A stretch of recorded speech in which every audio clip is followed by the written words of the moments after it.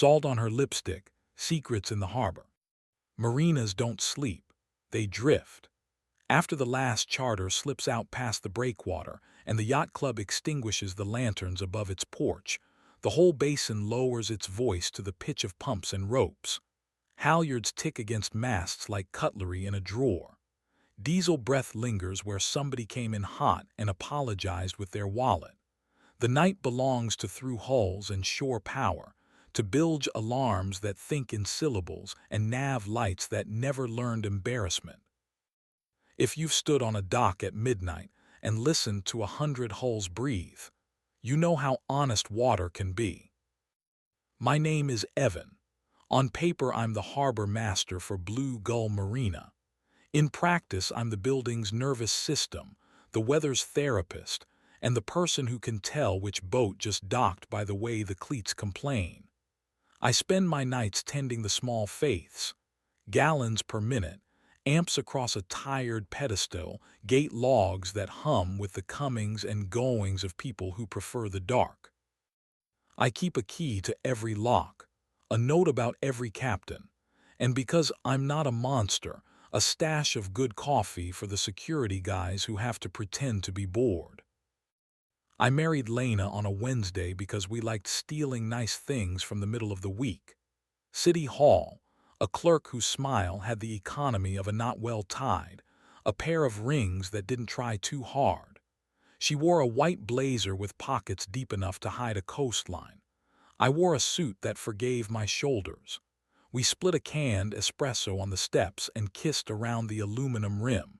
It tasted like speedboats and bad decisions. She designs interiors for boats, the kind of cabins that make a person consider leaving their apartment to the houseplants and moving into 300 square feet of teak and gossip. Lena talks about light the way sailors talk about wind. It wants to come from here, she says, touching air above a bulkhead and somehow convincing it to obey. We lived above a bait shop that closed at dusk and woke at dawn like a penitent. Our stairwell smelled faintly of rope and coffee. Some nights I came home at 4, smelling like salt and polite panic, and found her at the kitchen counter in one of my shirts, a pencil behind her ear and sawdust caught in her hair.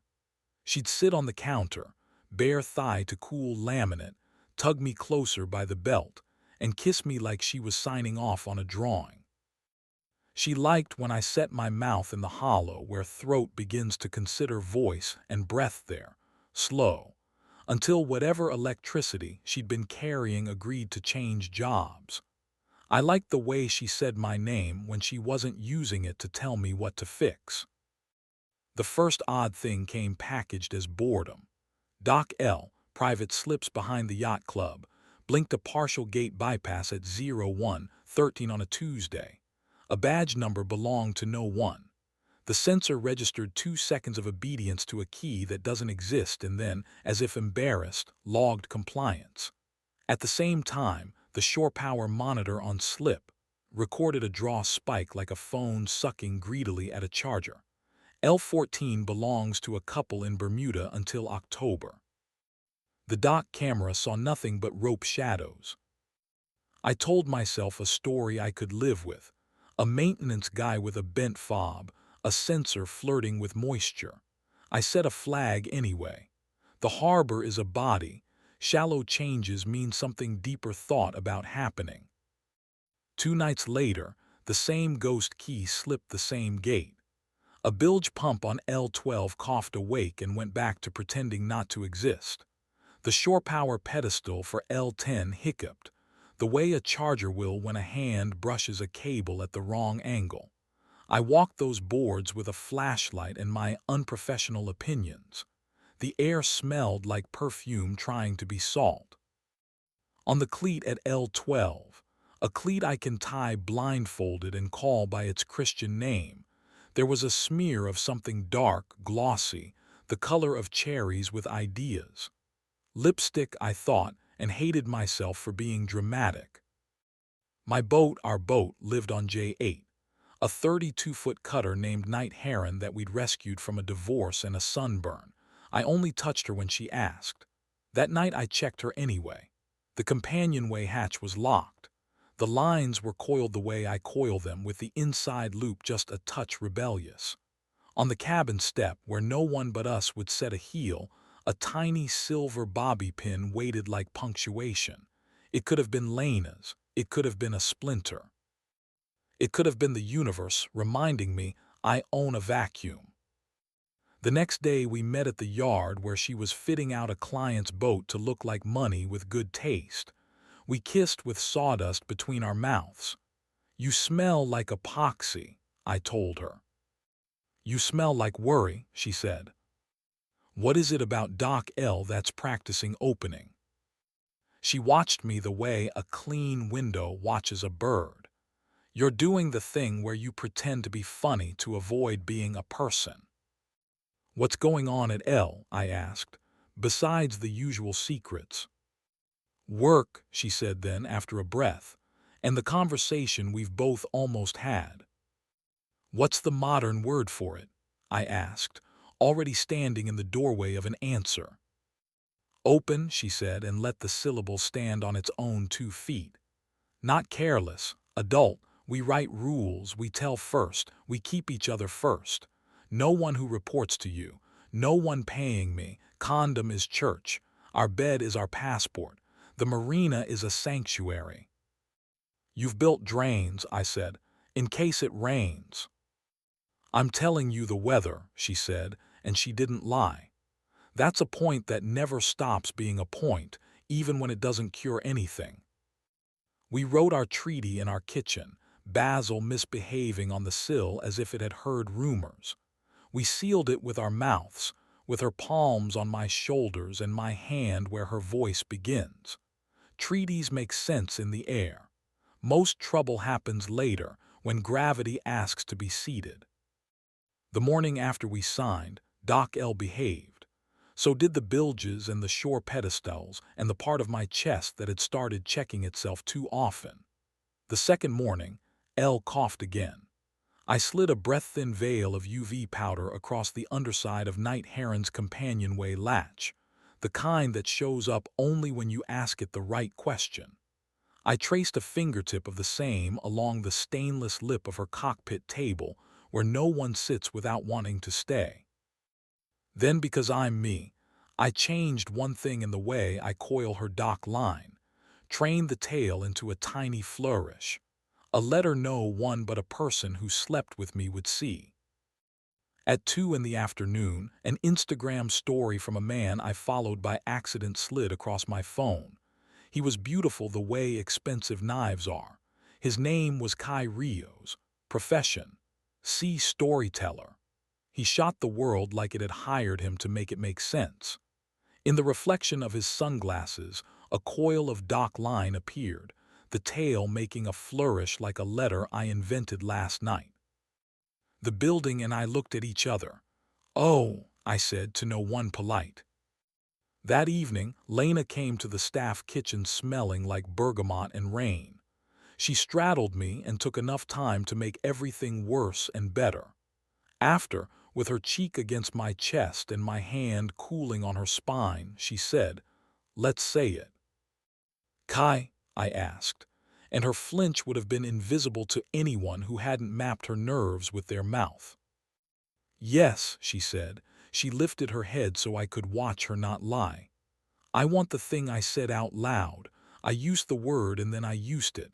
I won't bring it onto our boat again. I'm sorry for that part." "What time?" I asked, because that's who I am. Someone who thinks logistics can make feelings smaller. "Evan," she said, and I said, "Right," and then, "After midnight."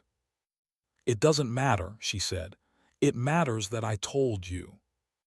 For a while, our treaty held. For a while, we were careful citizens of our small nation. She stayed off Dock L and off Night Heron and out of the corners of my control room. I kept my stories about UV powder to myself. We tried to sleep in the same bed and sometimes succeeded. We tried to eat dinner like people who do not live at work and sometimes remembered to chew. Then a Tuesday arrived with too much wind and not enough charity. The gate on Dock L blinked its ghost key at a moment that felt like a dare. Night Heron's latch wore a faint, smug glow when I breathed blacklight over it. On the cockpit table, a crescent of something dark sang softly to the UV. In the shadow at the base of the mast, a place that sees feet and hands and bodies only when they are not purely innocent, a hair lay like punctuation. Not Lena's shade, a stranger's. I didn't storm. The harbor doesn't respect storms that arrive with fists when knots and patience will do. I boiled water in the staff galley and burned my tongue on coffee that did nothing for me. I watched the gate logs and the shore pedestals and the bilge alarms tell their small truths. At noon, a message from Lena, "Come to the yard. Let me answer you where I can smell sawdust." She didn't lie. It was careless, she said. He asked. I made a stupid, greedy choice. I didn't ask you. I'm sorry for that. I'm not sorry that he exists in a room where I also exist. She put her hand in mine and waited while I studied what my knuckles had learned. We said the Marina is a sanctuary, I said. I stepped over the rope, she agreed. I won't again. We didn't explosively end. We performed immaculate logistics. She found a place 2 neighborhoods off the water, with high windows and a kitchen that a magazine could make bad choices about. We divided things like thieves with manners. She kept the kettle that complains before it sings. I kept the chipped mug that forgives my hours. On the sidewalk we kissed like diplomats, and she said, "Hate me clean if you have to." I promised to try to keep my anger stored in labeled bins. The harbor and I made up. Maybe it was only that my pulse returned to its job. Dock L behaved. Bilges whispered. The wind bragged less and did more. A regatta came and went with only ordinary injuries to pride. I learned to sleep in my apartment with the window open to the smell of pilings and bait.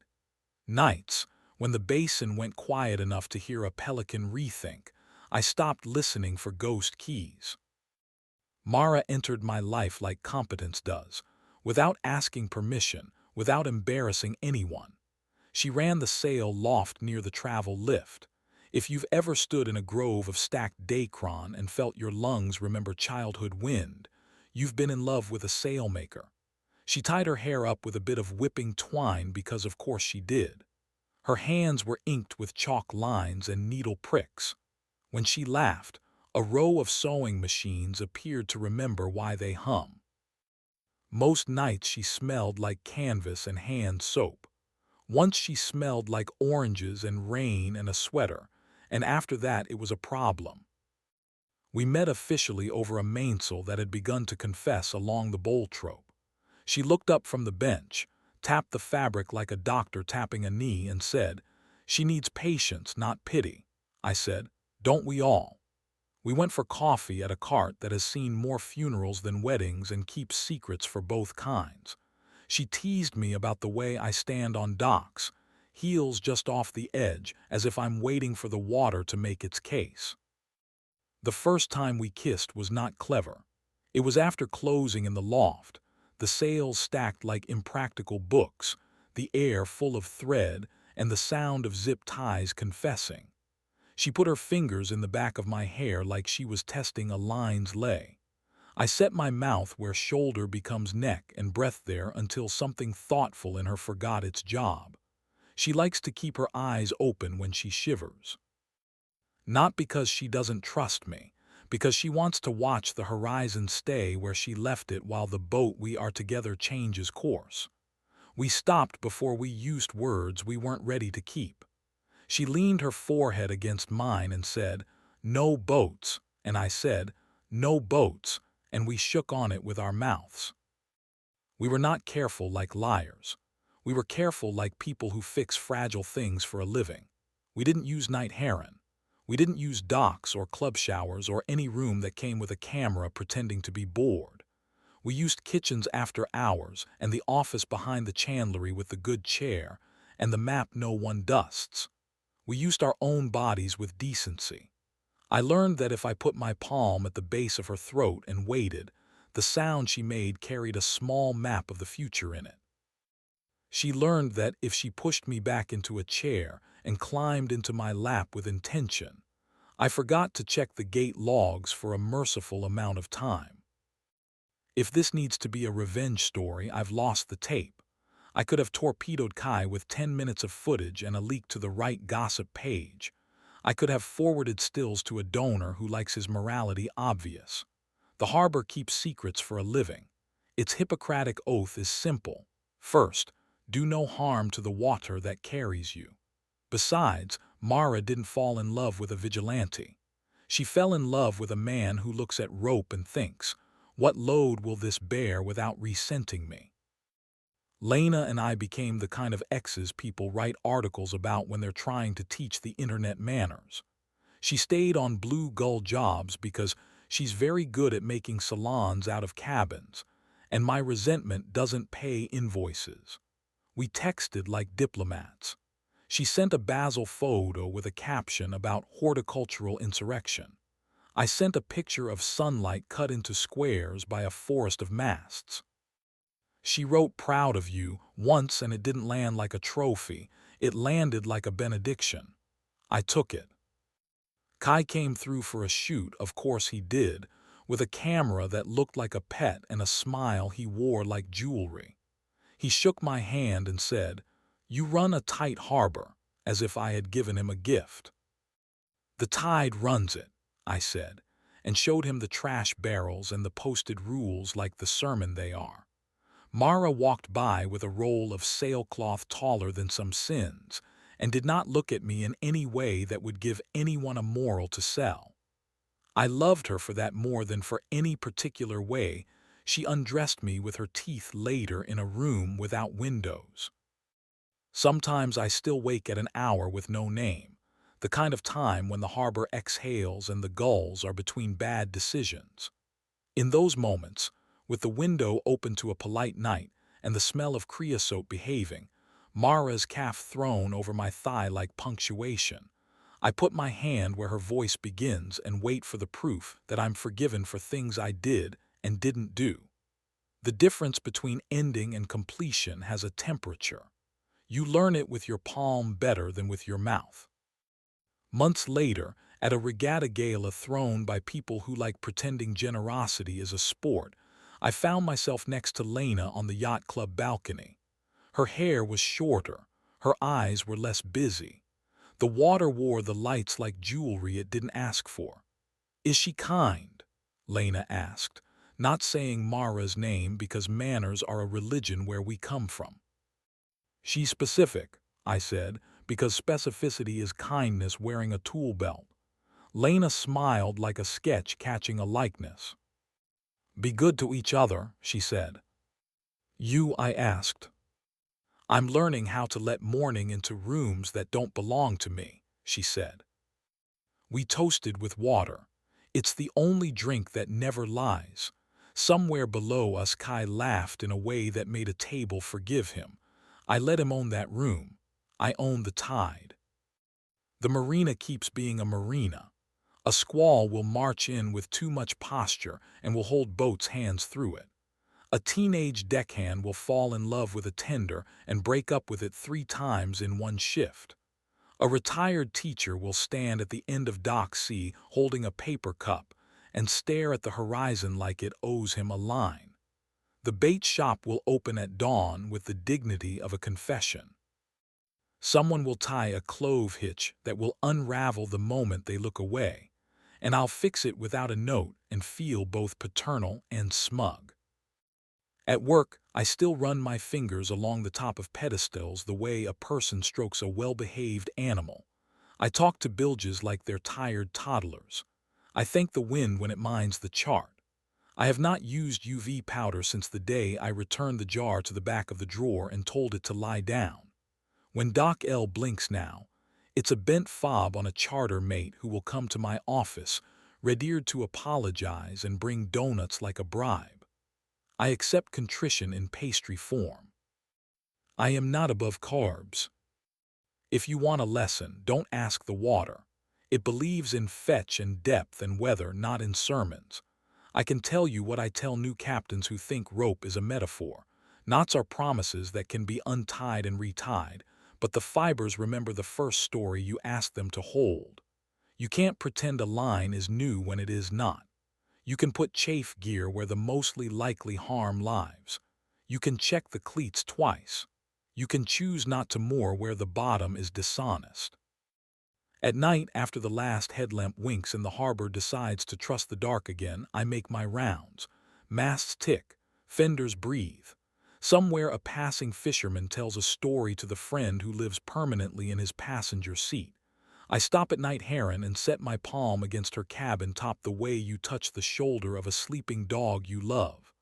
Gull Harbor all secure, I say into my radio, which is really to my chest. No alarms, no bypass. The speaker crackles back a good-natured affirmation. I pocket the handset and, because I am capable of corny, wish the basin good night out loud. Then I go home, where a woman who can coax canvas into wings has left a sweater on the back of my chair and a list on my counter that says milk and remember sunscreen. In our bed, the one we refuse to call anything but ours, I put my hand where a voice begins and listen to her future breathe. Forgiveness, it turns out, isn't a verdict. It's maintenance, patient, precise, full of checks you don't brag about. You stabilize before you sand. You test before you touch. You keep records, not grudges. You learn the tide's moods. You accept that some lipstick will always taste like salt, and that some secrets belong to the harbor and not to you.